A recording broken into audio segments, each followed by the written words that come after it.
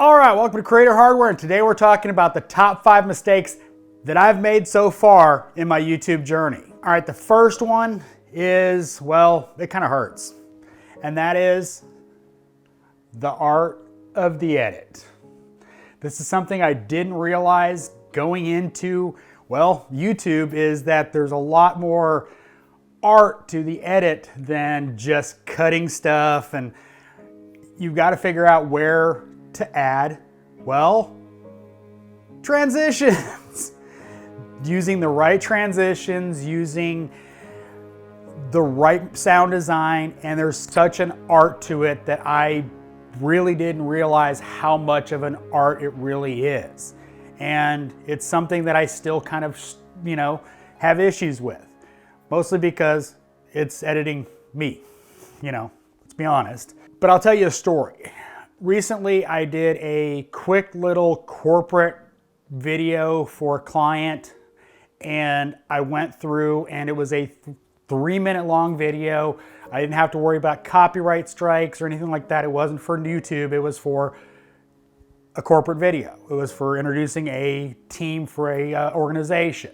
But I was really proud of the edit. I had to deal with a voiceover, picture slideshow, sound design, and my edit was really good. I was really proud of how I edited the sound design as well as the cadence of the video with the voiceover that I did not do. I had to match the slideshow of the initial introductions to somebody else's voice. So I was really proud of that. But that's the thing. You have to, well, edit a video that makes it a compelling story. Well, sometimes you suck. And most YouTubers, when they first start out, well, suck. And that's part of the journey. Now, number 2 is something I struggle with to this day, and that is filming for the edit. One of my biggest problems is I screw up a line, and instead of going back far enough that it makes a good transition, I refilm where I screwed up my line, and it makes it for a awkward little cut. So I do a slight zoom or whatever on those cuts, and sometimes my cuts can be ridiculous. Cut, because I've screwed up that many times and should have gone all the way back. So that's something you need to understand, is you need to film for the edit. You need to film how you're going to cut the video at the end, because if you don't, you wind up with awkward transitions. Now, the biggest mistake I've made in my YouTube career is, I'm gonna put it number 5, so stay to the end of the video to find out about that one. But number 3 is poor equipment choices. Now, this one is something I think a lot of YouTubers struggle with. They see, the big YouTubers filming with really expensive cameras, these whole setups, and they wanna emulate that. And it can be really expensive starting out. Everything you do when you start out is out of pocket. And I started my main channel with a GoPro, which was a horrible, horrible, horrible decision. It sucked. The videos sucked. I've got videos that are shot on a GoPro that I have 500,000 views. How proud I am of that videos. They suck, but I've got 500,000 views. So when making equipment choices, don't worry about what the big YouTubers do. You can start with your cell phone. You can start with a cheap camera. And that's something that a lot of new YouTubers struggle with, is either they're fine with shooting with your phone, which is great, shoot with your phone. It's the best way to start a YouTube channel, is just filming videos with your phone. The problem comes when you think you need a high-dollar camera that, well, you don't need. For instance, I'm shooting on an A6600 from Sony and a Blackmagic Pocket Cinema 6K. Do I need these cameras? No. I could do 2 of those and get really good quality. You don't have to have this kind of equipment. I bought the Blackmagic as an experiment in, well, higher-end cameras for my knowledge. But is it something I need for this channel? No. The A6600 works just as good. Quality's good enough for YouTube by far. But when you're doing equipment purchases, especially starting out, weigh them carefully. spending $2,000 for a camera when you find out that you don't like the grind of YouTube, you don't like editing, nobody's watching you, get discouraged, you quit. It just is so easy to get overwhelmed with buying equipment and not getting anything out of it in your mind.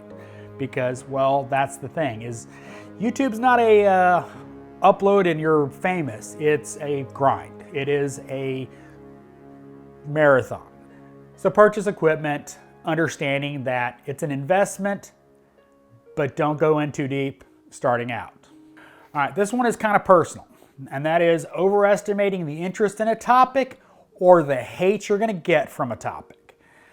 This is more content-based rather than equipment-based, but that's the fact of YouTube, is I've published videos that, you know, my community absolutely hated me for, and it lost me subscribers, and you know, I thought the videos were good, but it was a little too much. The other end of it is, especially on this channel where I do videos that I think people want to watch, don't always get the views I think they should, but that's part of the YouTube journey. All right, this is the biggest mistake I've made in my YouTube career, bar none, so far. Underestimating the importance of good audio. This is key, period, end of story. This is the biggest thing that will make or break a channel. If you have bad audio, people will leave. They can forgive 720p video, out of focus, all that kind of stuff, if the audio is good. If the audio sucks, people will bail. You have to fix your audio first. It's the most important part of YouTube. Period. End of story.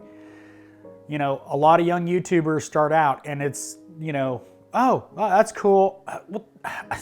You're listening with headphones and there's pops and there's static and there's all the things that make people bail. You want to get retention as a YouTuber, you know, people watching your stuff, but if your audio sucks, they're going to bail. Period. End of story. There is no way around it. If your audio sucks, people leave. If your subject matter is compelling enough, they might stay and watch, but most of your audience or potential audience is going to bail. If you have a video that has low retention, you know, a good bit of views, but low retention, as in they leave fairly soon after the video starts, either you didn't deliver on what you promised at the intro, or probably your audio sucks. So it's important to fix that. Now, one of the simplest ways to fix it is an audio recorder. Now, this is a higher end audio recorder, but there's way cheaper ones. A lav mic and an audio recorder, if your preamps in your camera are sucky, I mean, this is a no-brainer for fixing your audio. It will level up your audio hundreds of times for most cases, because most people just film on their phone, and it's fine when the camera's like right here and you're filming yourself. The audio is usually okay, but you start, you know, filming yourself from a distance, it's gonna suck. That is my biggest mistake I've made, well, so far. You know, I've got years left, so I can screw up worse. So as always, hit record, hit upload. Thanks for watching. This is Creator Hardware.